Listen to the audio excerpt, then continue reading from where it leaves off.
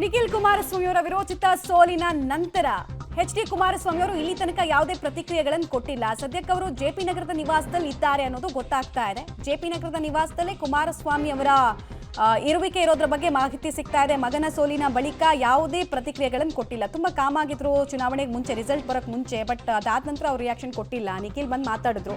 11 ಗಂಟೆ ನಂತರ ಬಿಡದಿಗೆ ಅವರು ತೆರಳುತ್ತಾರೆ ಅನ್ನುವಂತಹ ಸುದ್ದಿ ಇದೆ.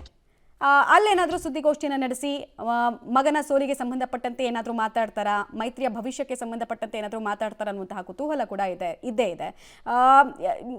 ಸಾವಿರ ಜನ ಸಾವಿರ ಹೇಳ್ಬೋದು, ಬಟ್ JDSಗೆ ನಿಖಿಲ್ ಕುಮಾರಸ್ವಾಮಿ ಅವರನ್ನ ನಿಲ್ಲಿಸೋದು ಅನಿವಾರ್ಯವಾಗಿತ್ತು ಅಂತ ಅವರ ಆಪ್ತ ವಲಯದಲ್ಲಿ ಕೇಳಿಬರ್ತಾ ಇರುವಂತಹ ವಿಶ್ಲೇಷಣೆ. ಕಾರಣ 2028ರ ಚುನಾವಣೆ. ಯಾಕಂದ್ರೆ ಈಗಾಗಲೇ ರೇವಣ್ಣ ಅವರ ಫ್ಯಾಮಿಲಿ ಏನಾಗಿದೆ ಮತ್ತು ಮುಂದಿನ ಉತ್ತರಾಧಿಕಾರಿಗಳು ಯಾರು, 3ನೇ ತಲೆಮಾರಿನ ರಾಜಕಾರಣಿಗಳು ಯಾರು ಅಂತ ಪರಿಚಯ ಮಾಡೋದು JDSನ ಮತಬುಟ್ಟಿಗೆ ಅನಿವಾರ್ಯ.